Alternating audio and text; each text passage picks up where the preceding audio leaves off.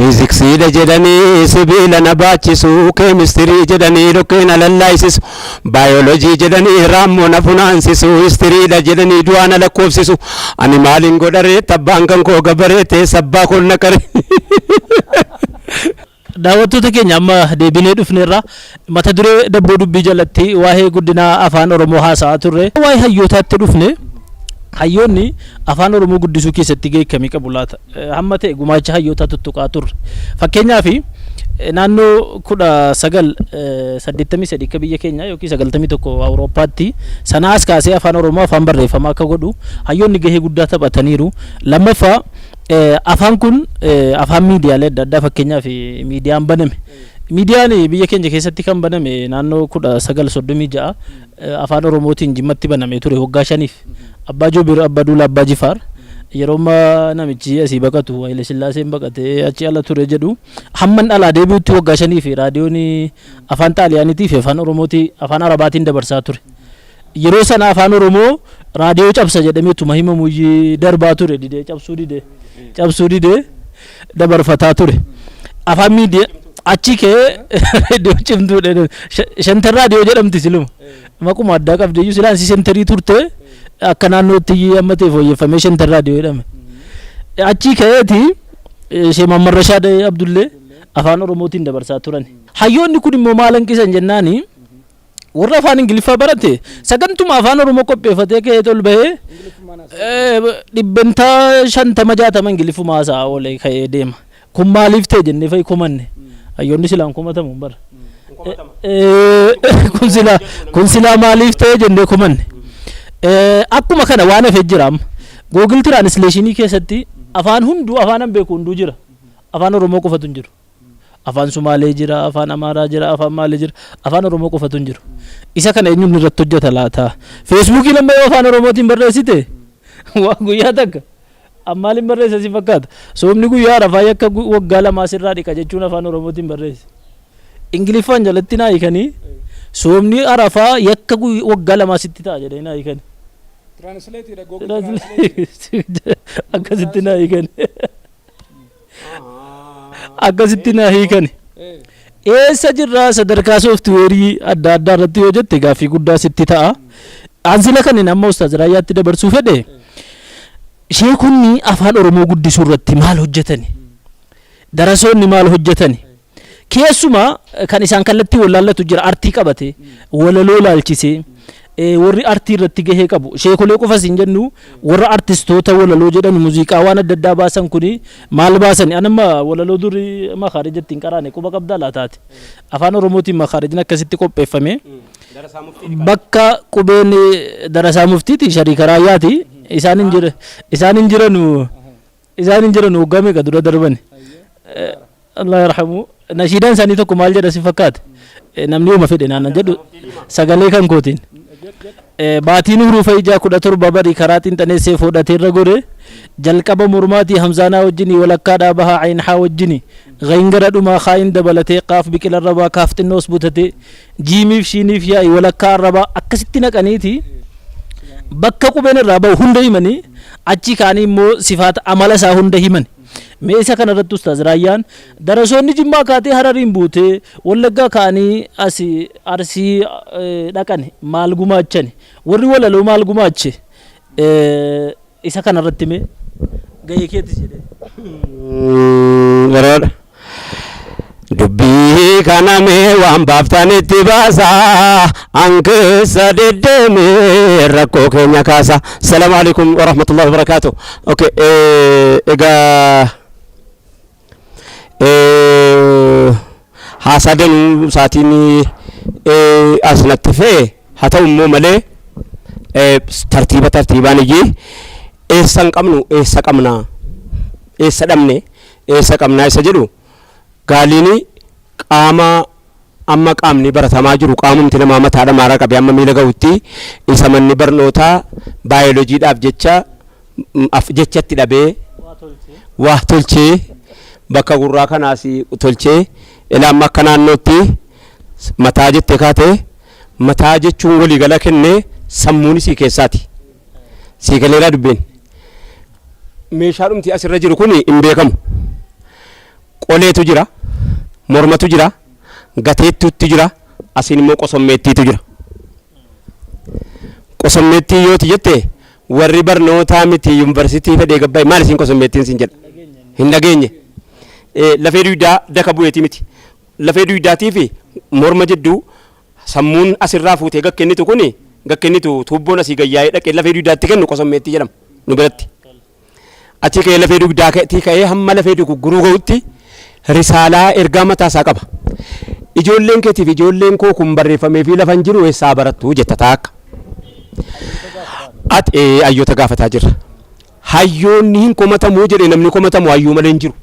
Ana kootti maaliif jennaan ana komatamu reena raayyaa abbaa machatti deebite. Ana bakki itti na komatu hin jiru bar maaliin ofirkaa qaban maaliin gakken. Namni waan ofirkaa qabu gakkennaa bar. Gahee koo irratti hin gaafatamu malee ana hayyuu miti gakkennuu hin danda'u. Si galee an waan ati qosommeettiidhaa kennite jecha ati qaamaa kennite sanayyanii walaloodhaan baasee buusee yaada kuusee gakkenna. Si galee wal bira qabee mi'eessee lazzaa sagalee daandii godhadhee gurra kee ittiin dhufe gurra kee keessa dhufee ani yaadni kan koo ni jalqabaa qalbii kee to'achuudha. Qalbii keetti aansee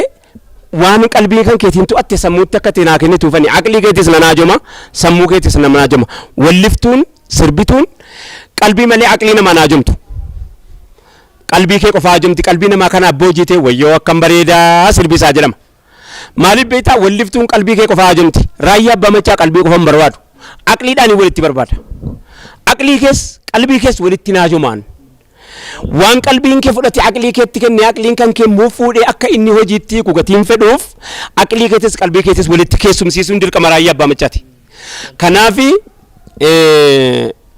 زوما عرض العرفا ما لم بك والصفا هو متبهري لفا ورجي سماء الراتير والكائنات شاليو النبي أكساني يتكن التيكني imagine sammuu kee keessa footoo akkamii dhufe footoo Arafaa. Footoo Arafaa maal fakkeessanii inni lafaa isaan qubsuu dide.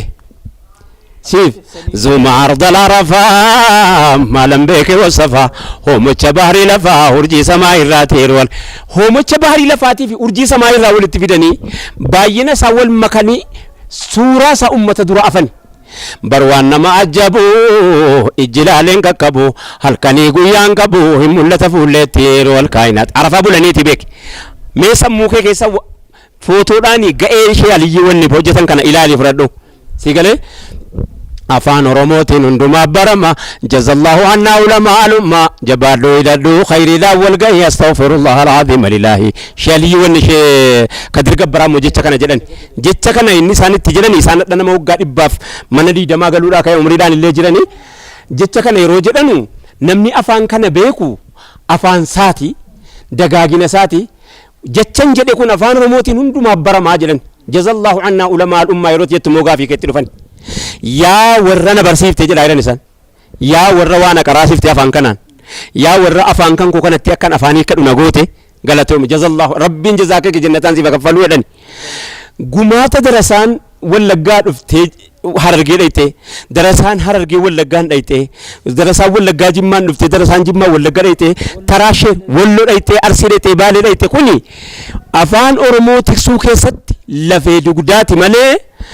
akka harkaa akka bala lafee dhuma dugdaati namni lafee dugdaati malee jiraatu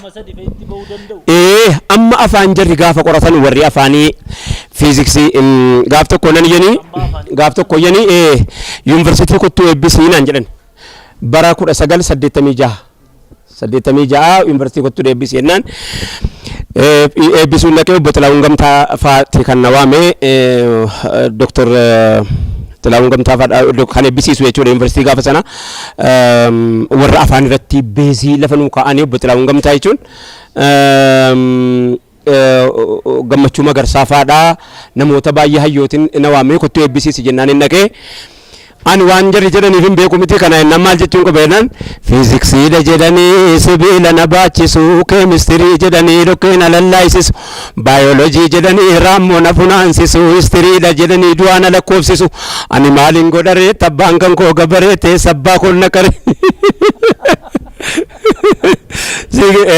egaa gaheen gumaanni hayyootaa maal godhama jette fakkeenyaaf gaazexeessitootaa deebinu waliin gatii ati haasaan harka tulteennaan isa kamiin dura baafadhe isa kamiin akkam booda baasuun harkaa bade. Haasaan kee silaayyuu dhuma. Dhuma. Egaa daawwattoota keenya hayyoota keessaa mee hayyoota warra waa barreessanu jara gaaleetiif anniisaa isa kitaaba meeqa lafaa qaba. Ani immoo akka gaazexessaatti akka walalootti nan ibsa. Gaazexessoonni yeroo ammaa kana keessa akka walalootti bar tokko akkana jedhee bar abbaay jedhanii amma wallifamu kana waggaa 25 dura gaafatam yaa mormor eenyu siin jedhe abbaay mormori moo abbaay owwaadhume as bayi laga lugoogi bee yaa burqaa samsa'a erga sitti fincaa'e ormi maalaa sa'a waa'ee keetiif waa'ee koo kan margaa kan sa'a wayaa sitti miicannee dhugnee dheebuu baanee dhiphannee xiqqaannee adda jirru bannee situ nu dide moo ormatu si jallisee maqaan kee maaf afnaan kan biraa lalisee jedhee gaafate. Eenyuun gaafate? Mormoriin gaafate. Abbaayyaa tadhabeetu maqaan isaa mormori. Amma mormor kuni maqaan mataa fudhatee bade nu jalaa jechuudha. Kun asitti siif agarru waa'ee afaan yaasaarta kaleessa dhabamuun kan kee sin dhabamsiifne dhiira waa jettee dabarsiisee jirti waan taatiif jecha keessa barbaadde argachuun qooda keeti gumaata keeti. Walaloo keessa buufamee akkanatti waa tiksa. Daawwattoota keenya kabajamoo yaa gaazexeessitoota afaan Amaaraa afaan Oromootiin haasoftanu arraba ta'a laata. Afaan Amaaraa maaliif nu jalaa hafee akka waan jettanii fakkaata. Afaan Amaaraa kaleessa miilaan deemaa ture akka waan harkaan deemaa jiru fakkaata. Si galee gaayaa sagaleellee emiteet godhaniiti jara fakkeessuudhaaf daawwattoota keenya achiin bahee asiin fudhataraan maaliin yaasaan akka kana yoo akka gandaa dhuftetti haasofte maal rakkoon yoo akka wallaggaa dhuftetti anoo wallaggaan beeka Harargee soo beeka bakka biraatiin dhuftu Baalees beeka Arsiis beeka Booranas beeka Gujiis beeka akka achii fiddee dhuftetti yoo haasofte seenaan ta'u moo oduun ta'u wasichi daawwattoota keenya እንዲህ አደርገዋል isa kanaan dura ዳሪዮስ ሞዲቲቭ ያለም ነው ዋሲ ጀለኑ ይ በዚህ ወጥቶ በዚህ ወርዶ እንደዚህ ነዘ ተከስቷል isa jedhamu kana fuudhaniiti yi daawwattoota keenya jiru ከኛ ስን በሄን ጋራን ገቦ ማታንገኛበት ጋራን ገደመራን ማንንም ያሳን kana yoo akka keessan taatan ta'u tarii kaasetti jira kana liqimsitan baasaati keessanumaan nu waasaa kaasettiin keessan jala jira jechuun raammadha nagaatti galatoon. Ustaaz Raayyaan hundumayyuu tuqeera. Kan hayyoota sinan bifne kan walaloo sinan bifne kan gaazexeessaa sinan bifne mee gara kee immoo kanan dhufu yeroo afaan irraa dubbannu hambaaleen afaanii murteessaadha. Fakkeenyaaf hawaasni tokko afaan isaa kanaaf maal lafa buusee deeme walaloon hambaa keessaa waan tokko akkuma kana barreeffamoonni hambaa keessaa waan tokko hambaan amma afaan Oromoo biyya kanatti baay'inaan dubbatamu qubee afaan Amaaraa yookiin afaan Arabiffaatiin iyya afaan Oromoo barreeffame baay'inaan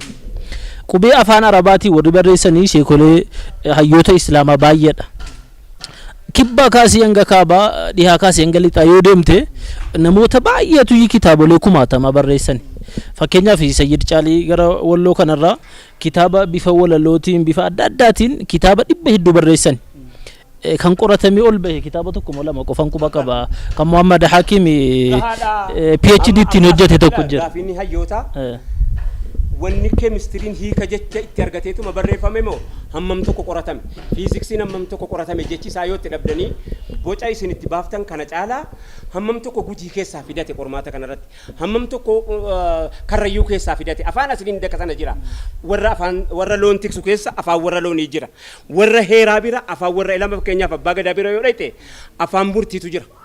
afaan murtii fakkeenyaaf amma fitii jechuu afaan Amaaraatiin jette haqa jetteen ani ni kama ini kamu jecha hiika hiikumit kan biraa kan kana fakkaatu kumaatamaaf kumaa kiti lallafa jira waan ta'eef fiiziksiin jecha hiika dhugaatti argateetuma jennaan kitaaba irra keessanii nu fiddani moo suma sana takka na godhamee amma hambaa laalchiseeti kanan tuqaaru Ustaaz Raayyaanis inuma jechootii hamma akka galumsaatti dhufan jechootiin akka galumsaa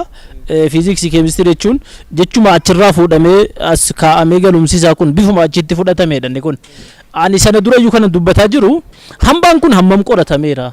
Fakkeenyaaf kitaaboleen afaan Amaaraa qubee Amaaraatiin Oromiffaan barreeffamanii kan Qeesii Onismoos barreesse kitaaba qulqulluu dhayyee afaan Oromootti qubee afaan Amaaraatiin barreesse inni tokkoon sana barreesse daqiiqaan jara kana xiqqaateera sagantaan keenya itti deebi'anna ammasitti asoosama meeqayyi ijoolleen keenya nu dubbifti. Asoosamni kitaabni asoosama akkamma afaan biraatiin magaalaa Finfinnee kana wal gahe kana namni keenya kitaaba asoosamaa isa kam qaba? Isa kam dubbisuu keessatti nama dhiibaa jirta? Mee nama meeqatu asoosama lafaa qaba? Asoosama nuti jennee fudhannu isuma kanaan dura Fiqir iska Maqaabir jedhame afaan Oromootiin kamii akka inni dhufu bahaa jirtani moo afaan Oromoo galatoome Dr. Asaffaa Tafarraa Dibaabaa kitaaba Saaddanaa jedhamu irratti kitaaba biraas qaba. Baraan Jabbii yoo siin haasa'e dubbisi barbaade garuu kitaabni isaa nama dhaloota irraatiin baay'ee haasa'u yoo gara fuulduraatti itti dhalate malee hayyuudha, beekaadha, kennuus beeka. Akka inni itti asoosama barreessan irraa dhaggeeffadhu waan inni jedhee qalbii komataa koo keessatti hafe. Kana reediyoon Faanaa bara 1988 gaafattee jennaan deebii inni deebise gaazexeessootaa galuu dide. Anaa galuu gaariira manan jira baadiyyaa dhamtii gaa naaf gal akka gaariitti rakkoo tokko wajjin rakkannas immoo Asaffaa Tafarraa Dibaabaati wajjin doktara maali akka jedhe areeroo bosoroo gorsa qabanuun jennaan ilma kulootiif dammaa fi galaana inni erginee jedhe asoosama beekadhaa areeroo hirraagaa waa himtuun moomitii jedhe ilmi kuloo dhaqee areeroon bira kuloo bira dhaqee eegee dadhabee raagaatti aaree utaalee kooraa yaabee jedhe. Ilma jiloo yee areeroon deebisee jedhe gorsan siif qabu waa lama takka hin jarjarin obsa qabaadhu lama osoo hin hubatin tarkaanfii hin fudhatin tolchuu balleessuu taatu nagaan gali jedheen ilmi kuloo kana wallaalee miti utaalee kooraa yaabee jedhe aduu dhiha yoo mana gahu dhiibuu isa mirgaa keessaa namni lama rafeera. Hinaaffaan isa gubee haaloon isa guggubee jedhe waraanuuf aggaammatee jecha raagaa yaadatee yoo niitii waamu tiyyo dhiibuu isa bitaa keessaa yuu jette hagasuma abbeefamaatiin du'a oolanii nagaatti. Galatooma Ustaaz Raayyaadhaan jedha sagantaa keenya dhumeera amma kan guyyaa har'aasumatti xumurre Ustaaz Sufiyaaniin jalqabee keen dhiise sagantaan jalqabne hambaa fi afaanii walitti rarra'uun salaa beekamaadha. Barreeffamooti hayyoonni keenya baay'ee barreessan kumaatamaa ol kitaaba kumaatamaa ol jiru. Qoratamee kan beemma yoona lama maaloo qofan dhagaheen kan hanga yoonaatti jechuudha sirriitti gulaalamee miiljaleen itti baafame maal jedhe sun eessa gahe laata waan jedhusi mee sagantaa isa dhufutti dubbanna daawwattoota keenya waan nu hordofaa turtaniif galatooma. Wassalaamu alaikum warahmatullahi wabarakatuh.